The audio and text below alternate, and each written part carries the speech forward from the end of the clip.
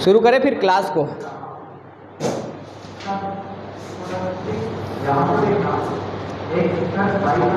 चलिए भाई, जैसा कि आप लोग को पता है कि आज से जो हम स्टार्ट करने वाले हैं, हम शुरू करने वाले हैं छत्तीसगढ़। हम छत्तीसगढ़ के निवासी हैं और छत्तीसगढ़ के निवासी हैं तो अपने को छत्तीसगढ़ जानना बहुत ज़रूरी है, ठीक है ना। क्योंकि छत्तीसगढ़ में रह रहे हैं तो छत्तीसगढ़ की जानना बहुत ज़रूरी है। और क्योंकि आपका कोई भी एग्ज़ाम हो, छत्तीसगढ़ का कोई भी एग्ज़ाम हो, कोई भी ऐसा एग्ज़ाम नहीं है जिसमें आपका छत्तीसगढ़ से क्वेश्चन ना आता हो, ऐसा कोई भी एग्ज़ाम नहीं है। तो इसके लिए आपको छत्तीसगढ़ पढ़ना बहुत ज़रूरी है, क्योंकि आपका हर बार का सिलेबस जो होगा उसमें अगर आप देखोगे तो छत्तीसगढ़ इंक्लूडिंग रहता है।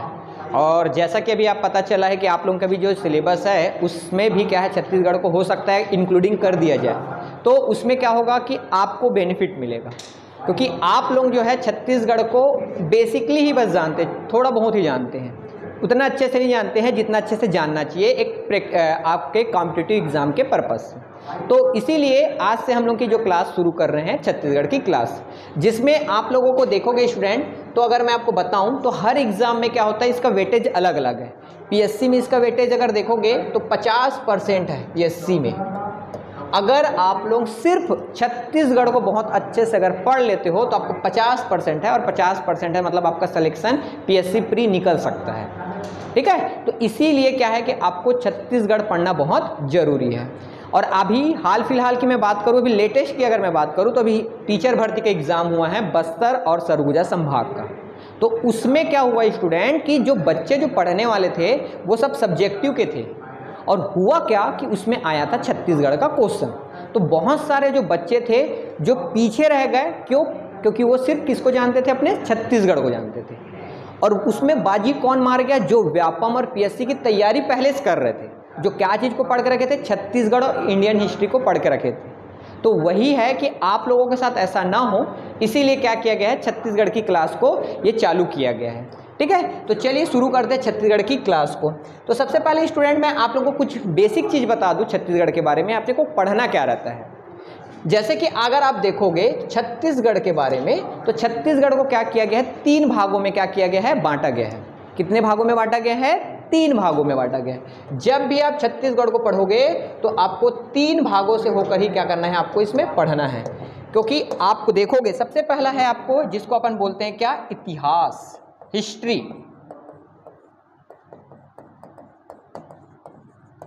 इतिहास, हिस्ट्री, पहला चीज आपको ये पोर्शन पढ़ना है। दूसरा चीज होता है जिसको अपन बोलते हैं क्या, भूगोल, छत्तीसगढ़ का भूगोल, मतलब कि जियोग्राफी, जिसे अपन ज्योग्राफी के नाम से भी जानते हैं। और तीसरा चीज होता है स्टूडेंट आपका क्या, सांस्कृतिक, सांस्कृतिक यानी कि कल्चरल, ठीक है ना। तो ये 3 पोर्शन है जो आपके एग्जाम में क्या होता है, अलग अलग भागों से क्या होता है, अलग अलग क्वेश्चन यहाँ से बनने के चांसेस होते हैं।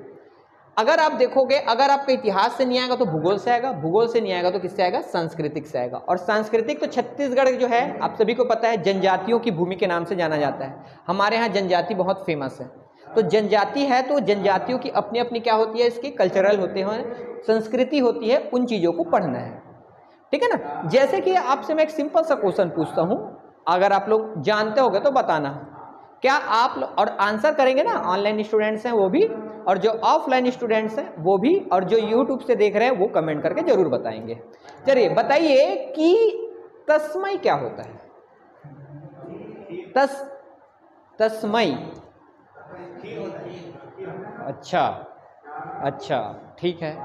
आप लोग बताइए भाई, ऑफलाइन वाले लोग, और यूट्यूब वाले हो कमेंट करके जल्दी बताइए। हाँ मैं देख रहा हूँ आपका कमेंट को, देखिए खीर, चलो खीर की आवाज आ रही है, खीर, यस। तस्मय मतलब होता है खीर को बोला जाता है, क्योंकि अपन क्या खीर वाले हैं ना, हम लोग क्या छत्तीसगढ़ में जरूर रहते हैं, लेकिन हमने बहुत सारे चीज़ों के बारे में नहीं पता। तो वो तस्मय जो होता है उसको क्या कहा जाता है, खीर को कहा जाता है। और आपको डाउट हो रहा होगा कि सर ये कैसा क्वेश्चन, ये ऐसा ही क्वेश्चन आता है। एक और क्वेश्चन जो मैं कल खाया था, हमारे सर ने कल लाया थे, एक है इड़हर कढ़ी, सुने इड़हर, इड़हर सुने हो जी, कैसी सब्जी है बताओ भला। अच्छा बहुत बढ़िया, कोचई के पत्ते से। तुम नहीं खाए हो जी? हाँ, कोचई के पत्ते से बनता है। ये आया था पिछले बार का पीएससी क्वेश्चन है, इड़हर क्या है करके। तो इड़हर क्या है? इड़हर जो है वो क्या है? कढ़ी है। ठीक है, चलो। और देखो छत्तीसगढ़ जब पढ़ोगे ना आपको ऐसे एक से एक चीज मिलेगा। चलो और कुछ बात बताता हूँ, कल्चरल की बात बताता हूँ मैं आप लोगों को। शादी ब्याह के बारे में बात करते हैं, अभी शादी सीजन खत्म हुआ है तो उसी के बारे में बात कर लेते हैं। शादी के बारे में तो जानते ही होगे आप लोग, बारात वरात तो जाते ही होगे जी। किसकी बारात जाते हो, लड़का की लड़की की? दोनों के में लड़का की बारात जाते हैं ना। हाँ, लड़की की बारात नहीं जाते क्या अपन? अच्छा, चौथिया जाते हैं, यस अपन जाते हैं क्या, चौथिया। हाँ, लेकिन आपको मैं एक बात बताता हूँ, हमारे जब जनजाति लोग हैं तो जो गौड़ जनजाति होता है उसमें क्या होता है, अलग अलग क्या होता है, वहाँ पे विवाह पद्धति होता है। जैसे कि अगर वहाँ पे देखा जाएगा तो वहाँ पे होता है, एक होता है लमसेना विवाह। अब देखो विवाह का नाम है लमसेना विवाह। आपको सोच के लग रहा होगा कैसा, लम भी है सेना भी है, पूरा बराती लेके ना। तो आपको बता रहा हूँ, ध्यान से सुनो। क्या होता है कि जो जनजाति होती है, गौड़ जनजाति, उसमें क्या होता है कि लड़के वाले लड़की को यानी कि बहू बना के जब लाते हैं ना, तो उसके लिए लड़के वाले को लड़की वाले को पैसा देना पड़ता है। सरल शब्दों में हमारे साइड क्या होता है, लड़की वाले लोग क्या करते हैं, दहेज देते हैं। लेकिन यहाँ पे ऐसा नहीं है, लड़के वाले क्या करते हैं, लड़की को लाने के लिए क्या देते हैं, पैसा देते हैं। लेकिन कहानी में ट्विस्ट तब आता है, अब भाई कोई जरूरी थोड़ी कि नहीं कि हर लड़का कमा धमा रहा होगा, या हो सकता है कि लड़का जो जॉब में नहीं होगा, खेती बाड़ी कुछ भी कर रहा हो, पैसा कम है, 1 लाख रुपए देना था, दिया कितना, 50,000। कितना हजार बच गया, 50,000। मतलब 50,000 का कर्जा चढ़ गया किसके ऊपर, लड़के के ऊपर। तो उसका ससुर बोलेगा, बेटा राजा आजा, किसके घर आजा, मेरे घर आजा, और यही कमा खिला। अब 50,000 तब तक के तू रहेगा जब तक के तू कितना, 50,000 कमा के मेरे को नहीं दे देगा तब तक। तो वो जो दूल्हा जो होता है वो अपने ससुराल जाता है और वहीं कमाई धमाई करेगा, और कब तक, जब तक कि वो जो रकम है वधू रकम को पूर्ण ना कर दे तब तक। तो इसीलिए क्या होता है, लम सेना विवाह कहा जाता है। मतलब कि इसको बोला जाता है क्या, लम सेना विवाह कहा जाता है। तो ये सब आपको किस में देखने मिलेगा, आपके कल्चरल में देखने को मिलेगा। ठीक है, एक होता है हट विवाह, जो मुझे ज्यादा पसंद आता है, हट विवाह। नहीं मैं साजिश करूंगी तो इसी से करूंगी, जा कुछ भी हो जाए, ऐसा विवाह भी होता है, मैं इसी से करूंगी। ठीक है, उसमें क्या होता है कि ये लड़कों के लिए नहीं है, लेकिन दुख इस बात का होता है कि ये जो होता है ना लड़कियों के लिए है, बस सिर्फ लड़कों के लिए नहीं है।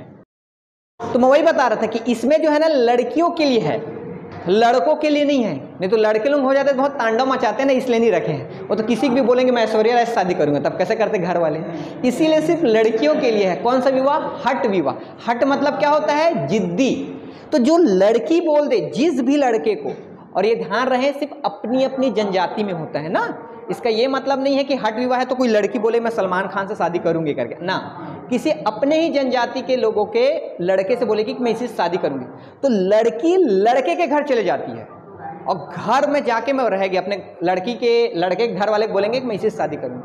आपको जरूरी है क्या जी कि लड़का पसंद करे, नहीं, घर वाले पसंद, तो घर वाले उसको बहुत प्रताड़ित करेंगे। फिर भी वो लड़की एकदम जिद में अड़े रहेगी, नहीं मैं इसी से शादी करूंगी, तो लास्ट में क्या कर दिया जाता है, उसका विवाह उसी से कर दिया जाता है। तो मतलब देखोगे तो कितना मजेदार है, सुन के कितना अच्छा लग रहा है, सोचो। ठीक है ना, तो ये आपको किस में देखने मिलेगा, छत्तीसगढ़ के कल्चरल में पढ़ना पड़ेगा। ठीक है ना, ऐसा विवाह तो आप जब पढ़ोगे तो आपके मन में आ जाएगा, काश हमारे भी समाज में होता तो यही वाला विवाह कर लेते करके, मन में आ जाता है। ठीक है भाई, तो ये वाला देखने को मिलेगा। फिर बात करते हैं तो कल्चर, जब हम आगे की क्लास होगी तो मैं आपको और डिटेल में पढ़ाऊंगा। जैसे कि इनके एक और आपको एक कॉमेडी वाला चीज़ बताता हूँ मैं। हमारे घर में वो होता है, रसोई घर होता है, रसोई घर जी। तो रसोई घर को क्या बोलते हैं छत्तीसगढ़ी में, खोली? नहीं जी, खोली नहीं बोलते। कौन सा खोली बोलते हैं? हाँ, आप लोग बता रहे हैं रंधनी खोली हुई। अरे गजब, कौन बोला रे बाबा, हर्ष, लाल बंगला है, लाल बंगला है। लाल बंगला बोलते हैं, जनजाति में बोला जाता है। बहुत सही है, तुम्हारा आंसर सही है। ठीक है, लाल बंगला के नाम से जाना जाता है, लेकिन वो जनजातियों का है। हमारे घर में ऐसा रंधनी खोली के नाम से उसे जाना जाता है। तो इसके पीछे एक कहानी, मैं आपको कहानी सुनाता हूँ एक जनजाति का। जनजाति में आप लोग देखोगे, जनजाति में देखोगे स्टूडेंट, तो एक जनजाति जो है उसका क्या नाम है, भूंजिया जनजाति। हाँ, ये जनजाति का नाम है। और ये भूंजिया जनजाति जो है आपको देखने मिलेगा गरियाबंद में। देखो ना, आज की पहली क्लास है, बेसिक क्लास में मैं आपको पूरा चीज़ का समराइज कर रहा हूँ, कोई एक टॉपिक को लेके एक्सप्लेन नहीं कर रहा हूँ, मैं आपको पूरा ओवरऑल व्यू बताने वाला हूँ आज। जैसे अभी कल्चरल का टॉपिक चल रहा था, इसलिए मैं आपको वो बता रहा हूँ। फिर थोड़ी देर के बाद हिस्ट्री बताऊँगा, फिर उसके बाद फिर मैं आपको ज्योग्राफी बताऊँगा। भूंजिया जनजाति, तो भूंजिया जनजाति जो है स्टूडेंट, ये जो है कहाँ पाए जाते हैं, गरियाबंद में पाए जाते हैं। अब इसकी उत्पत्ति कैसे हुई, तो इसके पीछे कहानी सुनो। हुआ ये था, बहुत साल पहले क्या हुआ था कि भोले बाबा, आज सोमवार का दिन भी है तो ठीक है ना, आज भोले बाबा का दिन भी है। तो भोले बाबा जो थे, अपनी वाइफ, क्या नाम था, पार्वती जी। पार्वती जी अपने कैलाश पर्वत में थे। तो पार्वती जी ने बोला कि अजी जी सुनते हो क्या करके, तो वो कहाँ सुनने वाले, भोले बाबा, वो तो अपने ध्यान में मग्न है। तो पार्वती मैया क्या हो गई, रुष्ट हो गई। सबके पति जो है अब हमको घुमाते हैं और आप हमें नहीं घुमाते, हमको बस बर्फ में बैठाल कर रख दियो, तुम तो ध्यान मग्न में हो जाते हो, मैं पूरे दिन भर में खाली पीली रहती हूँ, ना व्हाट्सअप चला पा रही हूँ, ना फेसबुक चला, कुछ नहीं कर रहे हैं। तो माता का बात को सुनकर क्या होता है कि भोले बाबा बोलते हैं कि पार्वती जी आप टेंशन न लीजिए, चलो हम लोग घूमने चलते हैं। तो वो क्या करते हैं, विचरण करने के लिए क्या होते हैं, आकाश मार्ग से होते हुए, कैलाश पर्वत से होते होते हुए क्या होते हैं, वे जाते रहते हैं। और एक क्या होता है, एक जगह पे आकर रुक जाते हैं, और जगह पे आकर क्या हो जाते हैं, रुक जाते हैं। और वहीं पे क्या करते हैं कि भोले बाबा अपने क्या बोलना चाहिए, उसमें बोलना चाहिए अपने दैवी शक्ति से क्या करते हैं, एक कुटिया बना देते हैं। और वो जगह कौन सा जगह रहता है, अभी वर्तमान समय का कौन सा जगह है, वो गरियाबंद का। तो हाँ, गरियाबंद। अब हुआ क्या कि फिर भोले बाबा जी है अपने मग्न में ध्यान हो जाते हैं। तो फिर माता पार्वती अपने अंदर रहती। लेकिन माता पार्वती फिर बोली कि मैं तो इतने दूर से आई हूँ, तो अपन साथ में रहेंगे, लेकिन भोले बाबा तो अपने में। तो इसीलिए वो क्या करती है कि माता पार्वती जी दो गुड्डा और गुड़िया, क्या होता है, गुड्डा और गुड़िया का क्या करती है, निर्माण करती है।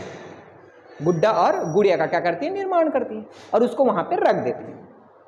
अब उसके बाद भोले बाबा जी जो है अपना ध्यान मग्न होते हैं, और उसी दौरान क्या होती है कि माता पार्वती चले जाती है कहाँ, स्नान करने के लिए।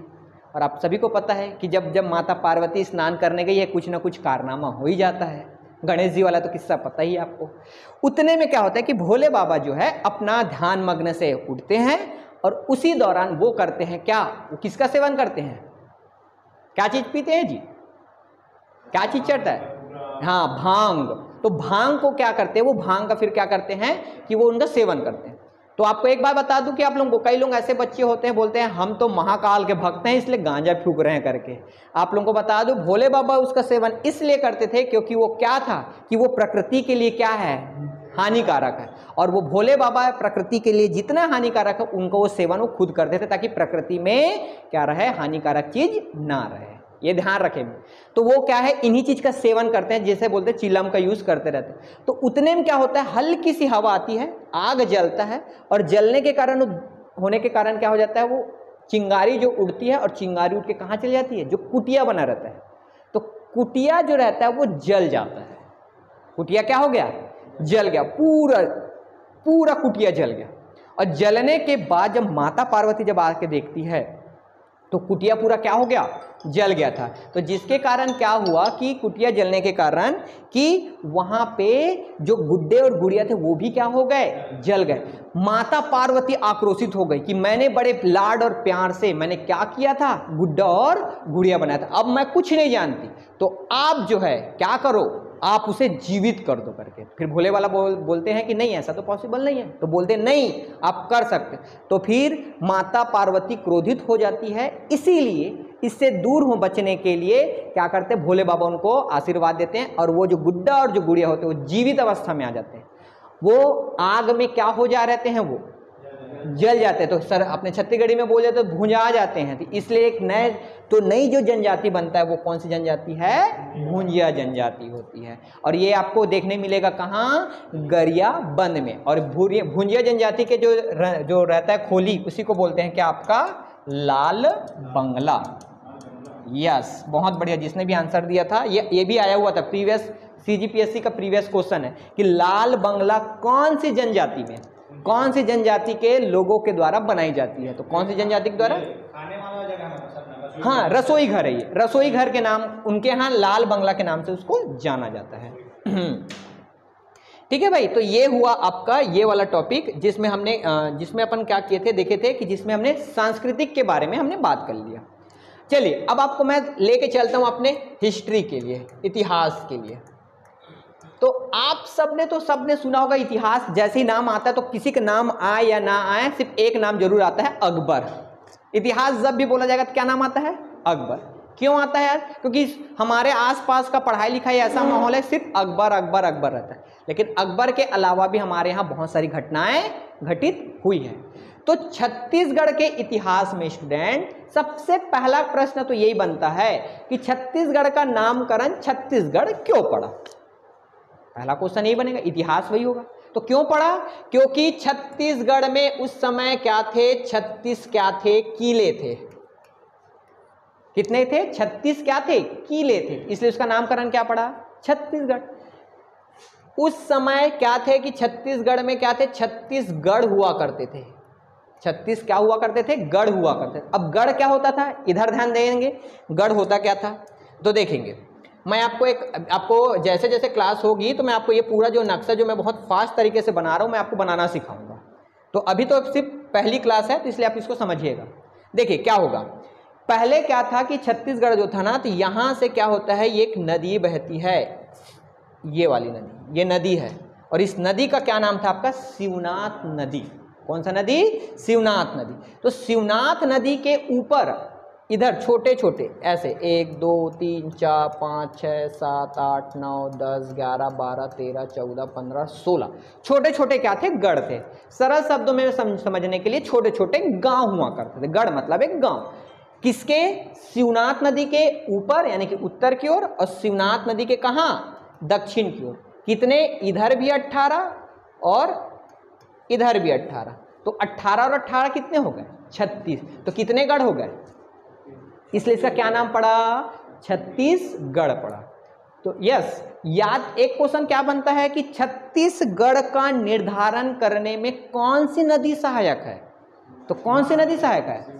शिवनाथ नदी ना, महानदी नहीं है, महानदी का कोई रोल नहीं है, शिवनाथ नदी। क्योंकि पहले समय से शिवनाथ नदी के ऊपर 18 और शिवनाथ नदी के उत्तर में 18 गढ़ और शिवनाथ नदी के कहाँ? दक्षिण में 18 गढ़ हुआ करते थे। इसीलिए यहाँ पे कितने गढ़ हो गए? छत्तीसगढ़ के नाम से इसे जाना जाता था।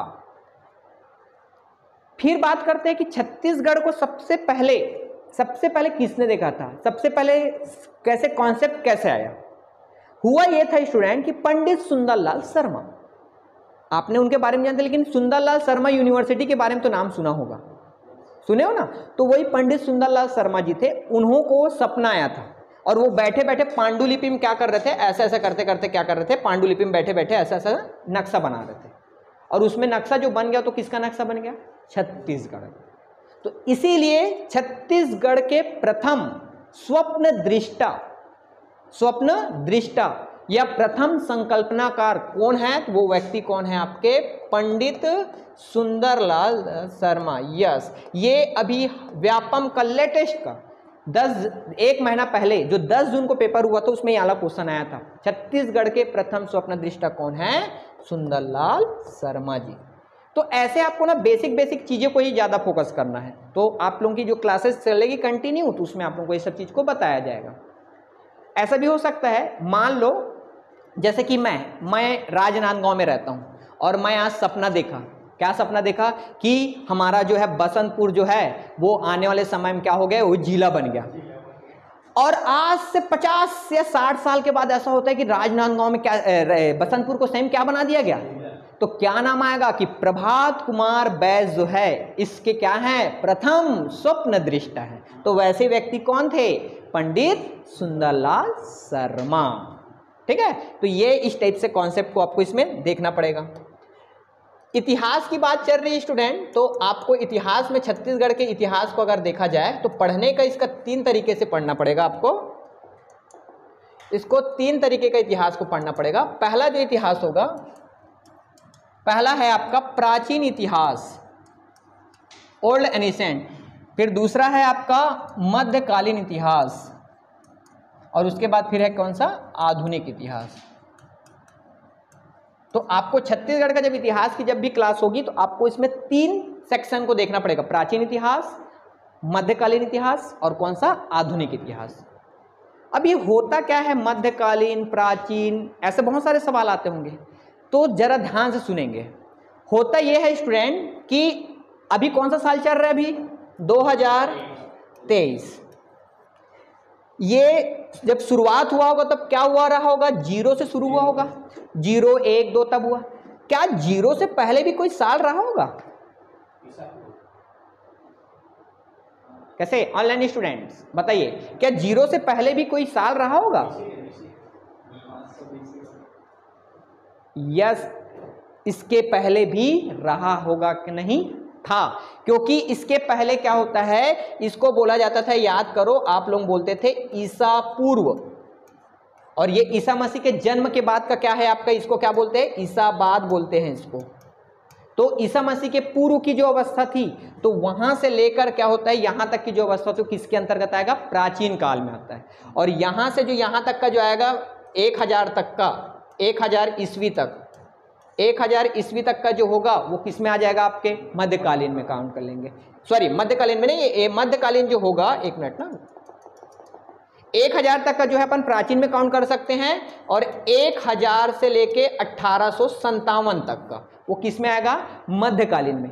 और 1857 की जो क्रांति है, याद होगा आप लोगों को, 1857 में क्या हुआ था, भारत में क्या हुआ था, अंग्रेज लोग आए थे तो उनसे लिए लड़ाई लड़े थे। तो 1857 से लेके अब तक की जो अवस्था होगी उसको कौन सा काल कहा जाएगा, आधुनिक काल कहा जाएगा। यस, और मैं आपको एक एडवाइस दे दूंगा अभी से, आपको ज्यादा फोकस इसमें रखना है, आधुनिक काल में। ज्यादातर जो क्वेश्चन आते हैं वो आधुनिक काल से क्वेश्चन आते हैं। सिंपल सा क्वेश्चन, जरा बताइए भला आप लोग छत्तीसगढ़ के कौन कौन से ऐसे सेनानियों के बारे में नाम जानते हैं, बताइए, सभी लोग एक एक नाम बताइए।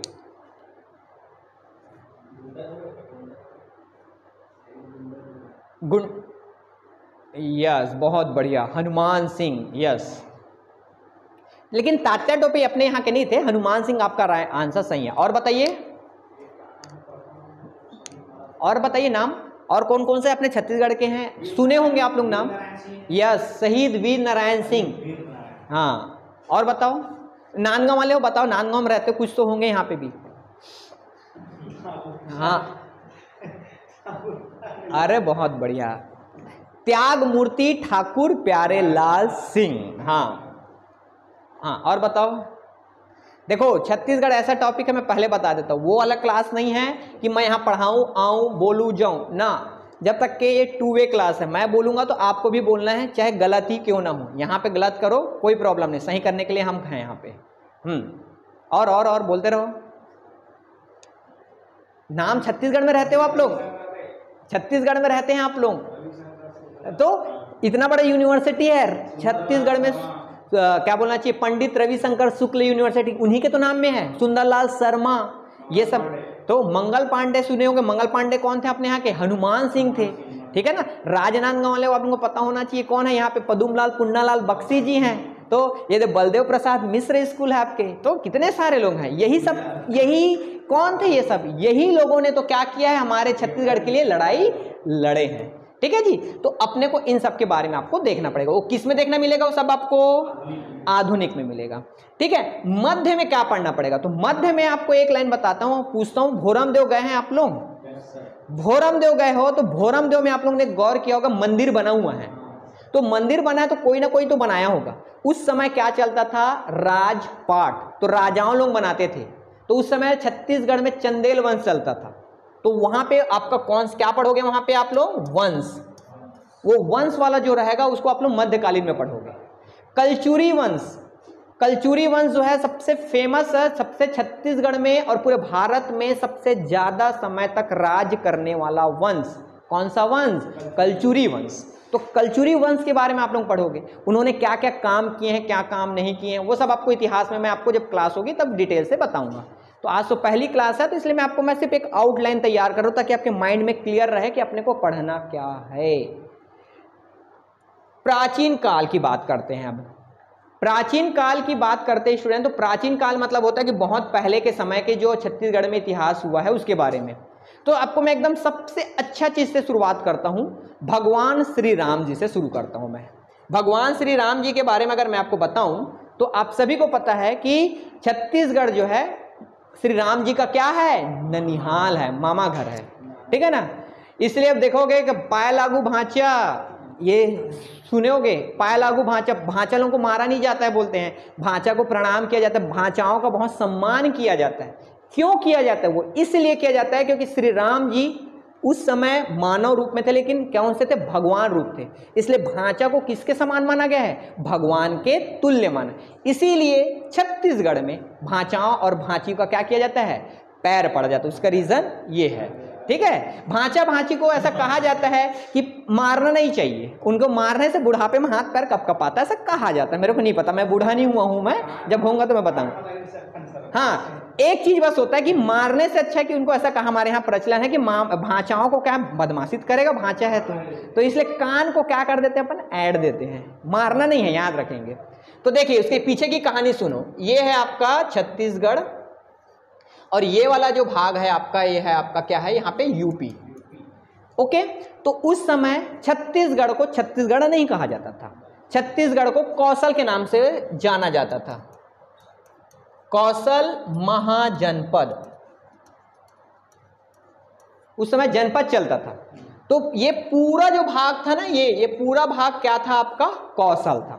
तो ये वाला भाग किसके अंतर्गत आएगा, ये उत्तर कौशल, और ये वाला भाग किसके अंतर्गत आएगा, यस, तो छत्तीसगढ़ का पुराना नाम, यस, आपका एक क्वेश्चन यहाँ पे बन गया। ये भी अभी लेटेस्ट में आया था क्वेश्चन, ये वाला क्वेश्चन आया था, छत्तीसगढ़ का पुराना नाम दक्षिण कौशल, ठीक। और इसमें ध्यान रखना, अगर ये क्वेश्चन और कि छत्तीसगढ़ का पुराना नाम दक्षिण कौशल है, तो छत्तीसगढ़ का प्राचीन भाषा क्या होगा, यस, बहुत बढ़िया, छत्तीसगढ़ी नहीं होगा, छत्तीसगढ़ की प्राचीन जो भाषा है, वो प्राचीन जो भाषा है वो क्या होगा आपका, कोसली। अच्छा देखो, ये वाला क्वेश्चन अभी जीविकोपार्जन वाला हुआ था, बोल रहे हैं उसमें आया था, एग्रीकल्चर वाला जो हुआ था उसमें क्या नाम बोला मैंने, कोसली। मैं बता रहा हूं ना, आप अगर छत्तीसगढ़ को पढ़ लेंगे तो आपका क्वेश्चन चाहे 10 क्वेश्चन ही क्यों ना है, 15 क्वेश्चन, 20 क्वेश्चन आपसे बनेगा ही। और आप लोगों के लिए जो क्वेश्चन आएगा नहीं स्टूडेंट, एकदम डीपली नहीं आने वाला, ऊपर ऊपर जो बोलते हैं ना उस टाइप से आएगा। तो आप बेसिक पढ़ लोगे ना तो आपको पूरा एक एक चीज बनेगा, क्योंकि आप लोगों ने अभी तक के छत्तीसगढ़ नहीं पढ़ा है, तो सीधी सी बात आपको पता ही नहीं है, लेकिन आप एक बार पढ़ लोगे तो आपसे क्वेश्चन बनेगा। तो देखिए किस्सा क्या था, ये दक्षिण कौशल और ये कौन सा कौशल, उत्तर कौशल। इसमें कौशल जो नरेश थे यहाँ पे थे, यहाँ पे के जो राजा थे, इसका राजा का जो नाम था, उसका नाम था क्या, भानुमंत। क्या नाम था राजा का, भानुमंत। और भानुमंत की जो एकमात्र पुत्री थी उसका नाम था क्या, कौशल्या। क्या नाम है, एकमात्र पुत्री थी क्या, कौशल्या। कौशल्या जी का नाम तो आपने सुना है, माता कौशल्या का। और इनका विवाह किसके साथ होता है, दशरथ के साथ होता है, ठीक है। अब दशरथ जी के साथ विवाह हो गया तो आपको तो सभी को पता है कि जो पत्नी का है वो पति का है, और जो पति का है वो किसका है, पत्नी का है। अब भानुमंत जी अकेले थे, तो भानुमंत अकेले थे, उनके बाद पूरी प्रॉपर्टीज किसकी होने वाली थी, कौशल्या जी की। और कौशल्या का हुआ मतलब किसका, कौशल्या का मतलब दशरथ जी का। तो दशरथ जी फिर उसके बाद यहाँ पे क्या करते हैं, वो पूरा उनका एक अधिकार हो जाता है। फिर बाद में दशरथ के बाद किनको मिलेगा, राम जी को। लेकिन राम जी को तो ऐसा सौभाग्य नहीं प्राप्त हो पाया था, क्योंकि 14 वर्ष का वनवास। लेकिन बाद में उनके जो पुत्र हुए राम जी के, कौन, लव और कुश, लव और कुश। तो लव को मिलता है उत्तर कौशल और दक्षिण कौशल मिलता है किसको, कुश को। लव और कुश को मिलता है, लव को उत्तर कौशल और कुश को मिलता है क्या, दक्षिण कौशल मिलता है। तो कहने का मतलब यह है स्टूडेंट्स कि राम जी जो है यहाँ के क्या हैं, आपके मामा घर है ये उनका, तो ये क्या है, उनका ननिहाल है। तो इनके क्या हुए हैं, साक्ष्य हमारे यहाँ मिले हुए हैं। तो ये आपको किस में पढ़ना पड़ेगा, ये पढ़ना पड़ेगा आपको प्राचीन इतिहास में। किसमें पढ़ना पड़ेगा, इसमें आपको प्राचीन इतिहास में। जब रामायण काल चले जाता है तो रामायण काल के बाद आता है क्या, महाभारत काल आता है। महाभारत काल आता है। तो महाभारत काल जो आता है स्टूडेंट, तो महाभारत काल में क्या होता है आपका, आते हैं 5 पांडव।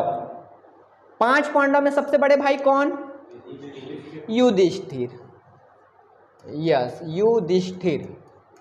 तो ये युधिष्ठिर वाला किस्सा क्या था, तो ध्यान से सुनेंगे। तो ये इस वाले एरिया में क्या था कि लगा हुआ एरिया था, उस समय तो पूरा वनांचल एरिया था, छत्तीसगढ़ स्पेशल नहीं था। तो ऐसा भाग क्या हुआ था कि यहाँ पे लगा हुआ था, यहाँ पे पांडव लोग राज करते थे और पांडव लोगों का वर्चस्व बहुत था क्योंकि उसमें अर्जुन, भीम, युधिष्ठिर ये सब थे। और छत्तीसगढ़ के उस वाले इलाके में मान लो यहाँ पे थे आपके क्या, मोरध्वज। मोरध्वज नाम के क्या थे, शासक चलते थे। तो क्या हुआ कि ये पता चला कि अर्जुन को कि मोरध्वज जो है श्री कृष्ण के बहुत बड़े क्या हैं, भक्त हैं। तो श्री कृष्ण जी ने कहा अर्जुन जी को कि तुमसे ज्यादा बड़ा भक्त मेरा कोई है तो वो कौन है आपका, मोरध्वज है करके। तो वो बोलते हैं नहीं ऐसा नहीं हो सकता, तो चलो परीक्षा लेने चलते हैं करके।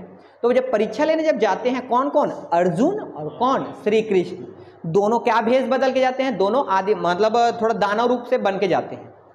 और ये मोरध्वज के पास क्या करते जाते हैं, बोलते भिक्षाम देही करके। तो ये बोलते ठीक है क्या चाहिए महाराज करके। तो ये बोलते हैं कि हमको खाने के लिए दो। ठीक है आप बैठिए। तो बोलते नहीं हम लोग क्या है, मांसाहारी हैं, हम लोग क्या हैं, मांसाहारी है। तो मांसाहारी है तो क्या है, नहीं सॉरी, वो क्या है, अर्जुन को साथ लेने कृष्ण जी और साथ में अपने लेके जाते हैं शेर लेके जाते हैं। तो वो बोलते हैं मैं तो शाकाहारी हूँ लेकिन मेरा शेर बहुत क्या है, भूखा है, तो इसके लिए क्या चाहिए, इसलिए क्या होता है कि मांस चाहिए। और इसको मांस भी ऐसा वैसा नहीं चाहिए, इसको आदमी का मांस चाहिए करके। तो ये बोलते हैं कि आप जो है अपने बेटे को मोरध्वज का बेटा रहता है जिसका नाम क्या रहता है, मकरध्वज। तो मकरध्वज को क्या करो, उसको काट के दो मतलब। तो फिर सोचो कि उनके दरिया दिली देखो, मोरध्वज को जो होते हैं वो एक तरफ वो और एक तरफ उसकी पत्नी, दोनों इधर ध्यान से सुनेंगे। क्या होता है कि अपने बेटे मकरध्वज को रखते हैं और आरी से क्या करते हैं, काटते हैं। तो क्या हो गया, आरी से क्या करते हैं, वो काटते हैं और काटने के बाद वो 2 टुकड़ा हो जाता है। तो इस बात से श्री कृष्ण जी भगवान रहते प्रसन्न हो जाते हैं और उनको क्या करते हैं, फिर पुनः जीवित होके उनको जीवित कर देते हैं, मतलब आशीर्वाद दे देते हैं। तब जाकर यहाँ पे जो नाम पड़ा है उसका नाम है आपका क्या, आरंग। क्या नाम है, आरंग। आरंग मतलब हो गया क्या, हो गया आपका आरी, और रंग अंग हो गया, आरी धन अंग, आरी धन अंग। तो आप जब भी आरंग जाओगे तो जो ऐसे ही आरंग में एंट्री मारोगे ना, तो एक बहुत बड़ा एरिया में वहां पे बना हुआ चित्र है। वहां पे मकरध्वज को रखा गया है, मोरध्वज और उसकी पत्नी आरी को काटते हुए श्री कृष्ण जी, और क्या है वहां पे शेर साधुक वेश में है, ऐसा बना हुआ मिलेगा क्योंकि वो उसका सांकेतिक है। तो ये सब किस में देखने मिलेगा आपको, प्राचीन इतिहास में। तो जो नामकरण हुआ है स्टूडेंट उसके कारण ही हुआ है, उनके कुछ ना कुछ घटना घटित हुआ है। फिर उसके बाद इतिहास में और देखोगे तो आपको अलग अलग वंश मिलेंगे। जैसे आप लोगों को पता है खिलजी वंश, तुगलक वंश, मुगल वंश, गुप्त वंश, ये सब इतिहास का था। वैसे छत्तीसगढ़ में नल वंश, वाकाटक वंश, मैं आपको डरा नहीं रहा हूँ, आपको मैं बता रहा हूँ ताकि आपके नॉलेज में रहे करके। वाकाटक वंश, नल वंश, कुषाण वंश, ये सब वंश मिलेगा। तो अब इतिहास की क्लास होगी तब हम उसमें पढ़ेंगे, ठीक है। तो ये हो गया आपका क्या, इतिहास के बारे में। तो हमने क्या क्या देख डाला, हमने कल्चरल के बारे में देख लिया, दूसरा क्या आपके देख लिया हमने, इतिहास के बारे में। अब बात करते हैं अपन जियोग्राफी के बारे में, भूगोल की, छत्तीसगढ़ का भूगोल के बारे में। इसको आप लोगों को पढ़ने में मजा भी आएगा, और पढ़ने में तो सभी मजा आएगा, लेकिन आप इसको जानते हैं। क्यों जानते हैं, क्योंकि आप लोग घूमने फिरते तो जरूर होंगे, हर साल कहीं ना कहीं टूर जरूर बनता है, और टूर बनता है तो अपन छत्तीसगढ़ को पहले देखते हैं आसपास को, और या फिर और कहीं बाहर भी जाते हो, लेकिन छत्तीसगढ़ में भी घूमते हो। तो घूमने जाते हो तो आप लोग जाते जरूर हो, लेकिन पता नहीं वो क्या है करके। जैसे अभी हमारे पिछले बार के हमारी जो ट्रिप गई थी, बस्तर घूम के गए थे, बढ़िया जा रहे, झरना में नहा रहे हैं, है ना, अपने क्या करना है, झरना नहा लिए करके, फोटो खिंचा लिए, सेल्फी खिंचा लिए, खत्म। लेकिन अभी वही स्टूडेंट अगर जुड़ेंगे तो मैं बोलूँगा अच्छा वहाँ गए थे, उसी को पढ़ना है, यस उसी को पढ़ना है। तो वही क्या है आपका, ज्योग्राफी है। तो ज्योग्राफी में शुरुआत करता हूं मैं आपको, श्री राम जी से शुरू करते हैं अपन। राम जी को क्या मिला था, वनवास। कितने महीने का, 14 साल का ना, महीने का नहीं मिला था, क्वेश्चन ध्यान से सुनना है। अब राम जी, ये यूपी वाला भाग, यूपी में है, मतलब क्या है कि आपका दशरथ जी का, तो पैदल चलते चलते आया था, इधर ध्यान सुनेंगे तो, और वो छत्तीसगढ़ में पहली बार बलरामपुर के तहसील है जिसका नाम है रामानुगंज। तहसील का क्या नाम है? रामानुगंज। तो रामानुगंज में पहली बार राम जी के प्रवेश पड़े थे, इसीलिए उस एरिया को क्या नाम से जाना जाता है? रामानुगंज के नाम से जाना जाता है। पहले और कुछ नाम था, लेकिन अभी वर्तमान में जो तहसील है रामानुगंज है, क्योंकि छत्तीसगढ़ में पहला प्रवेश द्वार कहाँ से होता है? बलरामपुर। और फिर वे बलरामपुर से होते हुए क्या होता है, यहाँ पे है एक बड़ा सा क्या? सरगुजा। सरगुजा में बहुत बड़े बड़े क्या हैं? पहाड़ है। अब श्री राम जी, लक्ष्मण जी और सीता माता, ये क्या होगा? ये सब जब वो आ गए तो अपना रहना के लिए क्या करेंगे? किस में रहेंगे? गुफा में रहेंगे। कहाँ रहेंगे? गुफा में। तो अगर श्री राम जी उस पहाड़ पे, सरगुजा के बहुत बड़े पहाड़ में थे, इसलिए उसका क्या नाम पड़ गया? रामगढ़ की पहाड़ी। ये कहाँ मिलेगा आपको? सरगुजा में। समझ आ रहा है ना? रामगढ़ की पहाड़ी, तो सीधी सी बात है, वहां पे कौन थे? राम जी थे, इसलिए क्या पड़ गया? रामगढ़ की पहाड़ी। अब पहाड़ है तो पहाड़ के अंदर बहुत सारे छोटे छोटे क्या रहते हैं? गुफा रहते हैं। तो एक जो गुफा था जिसमें माता सीता जी रहती थी, इसलिए उसको क्या नाम से जाना जाता था? सीता बेंगरा की गुफा। क्या नाम से जाना जाता है उसे? सीता बेंगरा की गुफा। दूसरा था आपका क्या? लक्ष्मण बेंगरा। बेंगरा मतलब गुफा होता है ना। ये आपको जानकर हैरानी होगी कि लक्ष्मण जी ने माता सीता के चेहरे को नहीं देखे थे। उनकी पूरी नज़र किस में रहती थी? उनके पैरों में रहती थी, क्योंकि वो माता समान मानते थे। तो इसलिए वो उनके साथ तो रह नहीं सकते थे, इसलिए वो अलग अलग रहते थे। तो क्या होगा? सीता बेंगरा और कौन सा बेंगरा? लक्ष्मण बेंगरा। ये कहाँ मिला आपको? ये सब क्या है? पहाड़ है। क्या है? पहाड़। तो पहाड़ किसके अंतर्गत आएगा? ज्योग्राफी के अंतर्गत आएगा। दक्षिण में जंप मारो, दक्षिण में अपन देखते हैं तो आपके दक्षिण में कोयला खदान के लिए बहुत बड़े बड़े खदान हैं। बताओ एक आतो नाम। बैलाडीला, दंतेवाड़ा में है बैलाडीला की पहाड़ी। तो पहाड़ी मतलब किस में पढ़ोगे आप लोग? ज्योग्राफी में। ठीक है। अपन डोंगागढ़ वाले हैं, तो डोंगागढ़ में जब चढ़ोगे तो लाइन से पर्वत की श्रृंखला दिखाई देती है। तो वो जो श्रृंखला ये लाइन से दिखाई देती है, इसको बोलते हैं मैकल श्रेणी पर्वत। नाम सबने आपने सुना है, मैकल श्रेणी पर्वत। छत्तीसगढ़ का सबसे ठंडे स्थान कहाँ जाते हैं घूमने के लिए? ऊपर सरगुजा में। बताओ। मैनपाट। तो वो ठंडा स्थान हो गया, मतलब किस में पढ़ोगे? ज्योग्राफी में पढ़ोगे। वैसे ही आपके यहाँ पे अगर देखोगे तो क्या है? यहाँ पे राव घाट की पहाड़ी है कांकेर में। ये बैलाडीला हो गया। ये किसके बारे में हो गया? ये तो पहाड़ के बारे में हो गया। अब बात कर लेते हैं नदियों के बारे में। अपन राजनांदगांव में रहते हैं तो अपने यहाँ से शिवनाथ नदी के बारे में जानते हैं, और कौन सा नदी? महानदी के बारे में जानते हैं। और यहाँ कौन सी नदी के बारे में जानते हैं अपन? इंद्रावती नदी। चित्रकूट गए अपन, चित्रकूट किस पे स्थित है? इंद्रावती नदी पे। तो वैसे ही किसके बारे में पढ़ा है हमने? नदी। तो नदी के बारे में मतलब किसके बारे में? जी। वैसे ही मिट्टी, सब जगह अलग अलग तरह की क्या पाई जाएगी? मिट्टी। तो वो किस में आएगा? ज्योग्राफी। तो कहने का मतलब मिट्टी, नदी, पहाड़, पर्वत, पेड़ पौधे, अभ्यारण्य, राष्ट्रीय उद्यान, ये पूरे का डिटेल अगर जब हम पढ़ेंगे वो किसके अंतर्गत पढ़ेंगे? ज्योग्राफी के अंतर्गत पढ़ेंगे। ठीक है। तो ये थी स्टूडेंट आज की क्लास, बेसिक क्लास था। आई होप कि आपको समझ आया होगा कि हम लोग जो है क्या क्या चीज़ों को अपने को पढ़ना है करके। और कल से अपन शुरू करेंगे स्टूडेंट, पहली क्लास ज्योग्राफी से शुरू करेंगे। और मैं आपको पहली क्लास में आपको पहले तो छत्तीसगढ़ के जो जिले हैं, कितने जिले हैं आपके? 33 जिले हैं। तो 33 जिलों के बारे में क्या करेंगे? हम आपको बताएंगे कि पहले नक्शा बनाना सिखाएंगे, क्योंकि आपको पहले नक्शा बनाना आना चाहिए कि, तो इसलिए आज की क्लास यहाँ पे क्या करेंगे स्टूडेंट? समाप्त करेंगे। मिलेंगे अब कब? कल। ठीक है। चलिए ठीक, थैंक यू।